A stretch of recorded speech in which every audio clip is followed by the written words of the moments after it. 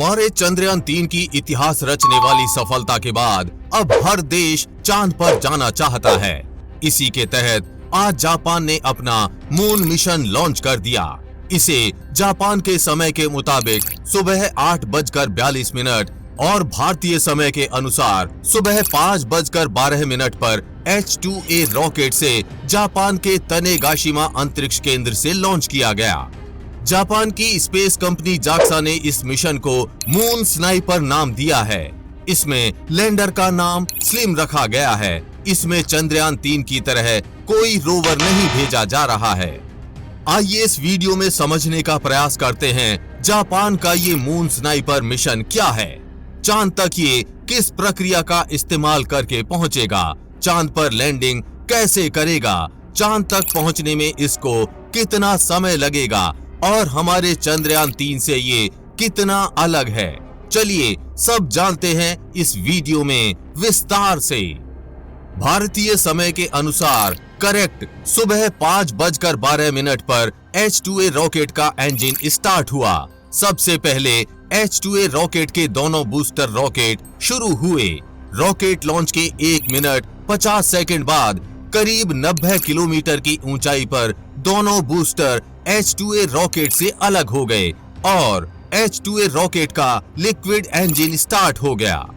4 minute 9 second बाद करीब 161 kilometre की ऊंचाई पर रॉकेट से दोनों हीट शील्ड अलग हो गईं, यानी फर्स्ट स्टेज अलग हुई क्योंकि रॉकेट पृथ्वी की ताप कक्षा से बाहर निकल चुका था, इसलिए दोनों हीट शील्ड की आवश्यकता नहीं थी, यानी यान का अगला हिस्सा अलग हो गया। 6 मिनट 55 सेकंड बाद करीब 316 किलोमीटर की ऊंचाई पर रॉकेट से लिक्विड इंजन अलग हुआ, यानी सेकेंड स्टेज अलग हुई और H-2A रॉकेट का क्रायोजेनिक इंजन स्टार्ट हुआ और स्नाइपर को लेकर पृथ्वी की कक्षा की तरफ तेजी से बढ़ा। 13 मिनट 21 सेकंड बाद करीब 578.75 किलोमीटर की ऊंचाई पर रॉकेट से क्रायोजेनिक इंजन अलग हुआ, यानी आखिरी स्टेज अलग हुई और जापान का स्नाइपर लॉन्चिंग के 13 मिनट 21 सेकंड बाद पृथ्वी की कक्षा में स्थापित हो गया और धीरे धीरे अपना ऑर्बिट बढ़ाकर अब चांद की कक्षा में प्रवेश करेगा। यहाँ पर जापान का यान पृथ्वी के सबसे पहले 2 चक्कर लगाएगा। 2 चक्कर लगाने के बाद जापान की जैक्सा के वैज्ञानिकों द्वारा यान के इंजन को एक बार फायर किया जाएगा और यान पृथ्वी की कक्षा से निकलकर लंबे ट्रांसलूनर ट्रेजेक्ट्री में चला जाएगा। यहाँ से करीब चांद तक पहुँचने में उसको 3 से 4 महीने का समय लगेगा। इसके बाद जैसे ही वो चांद की ऑर्बिट में पहुंचेगा, वहां पर चांद के करीब 1 महीने तक चक्कर लगाएगा। 1 महीने चक्कर लगाने के बाद इसके चांद पर उतरने की प्रक्रिया शुरू होगी। जैसे हमारे चंद्रयान-3 में 30 गुना 100 किलोमीटर की ऑर्बिट से उतरना शुरू किया था, वैसे जापान का ये यान 15 गुना 600 किलोमीटर की ऑर्बिट से लैंडिंग शुरू करेगा, यानी यान लैंडिंग से पहले चांद से 15 किलोमीटर की ऊंचाई पर होगा और जैसे चंद्रयान-3 में आखिरी 15 मिनट को आतंक के 15 मिनट बोला जा रहा था, वैसे इसके लिए आखिरी 20 मिनट बेहद महत्वपूर्ण होंगे, यानी इसको चांद पर उतरने में 20 मिनट लगने वाले हैं। 15 किलोमीटर की ऊंचाई पर यान के आने पर सबसे पहले यान के दोनों थ्रस्टर्स शुरू होंगे, जिससे यान की गति को कम किया जा सके। 15 किलोमीटर की ऊंचाई से ही ये पहली बार चांद की सतह को स्कैन करेगा। फिर 5 मिनट के बाद यान वापस से चांद की सतह को स्कैन करेगा। करीब 10 मिनट के बाद यान वर्टिकल होगा, यानी जो चांद की सतह के साथ साथ चल रहा था अब उतरने के लिए सीधा हो जाएगा। और जैसे ही यान 7 किलोमीटर की ऊंचाई पर आएगा, वर्टिकल डिसेंट होगा, यानी चांद की सतह को तेजी से स्कैन करने लगेगा। आप देख पा रहे हैं इस यान में चंद्रयान-3 की तरह उतरने के लिए कोई पांव नहीं लगे हुए हैं, तो इसका चांद पर उतरने का तरीका भी थोड़ा अलग होगा। चांद पर उतरने के लिए इसकी 5 स्टेजेस होंगी। Number 1 hovering, number 2 forward inclination, number 3 main leg touch down. Number 4 front leg touch down. Number 5 stabilisation. चांद की सतह से 200 मीटर की ऊंचाई पर होवरिंग होगी, यानी कि इसके नीचे लगे छोटे थ्रस्टर इंजन फायर होंगे जिससे यान को स्टेबल किया जा सके।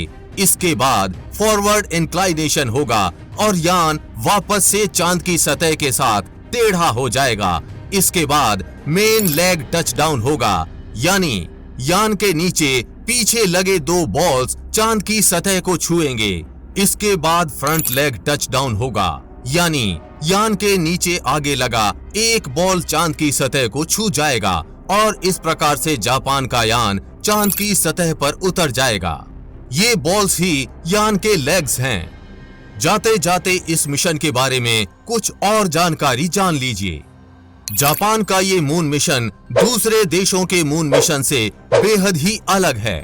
दूसरे देशों के मून मिशन चांद की ऑर्बिट में पहुंचने के बाद ये चुनाव करते हैं कि उतरने के लिए उचित स्थान कौन सा है, लेकिन जापान का ये मिशन पहले से निर्धारित एक फिक्स जगह पर ही उतरेगा और वो एरिया एक गड्ढे का स्लोप टाइप होगा, जैसा आप अभी वीडियो में देख पा रहे हैं।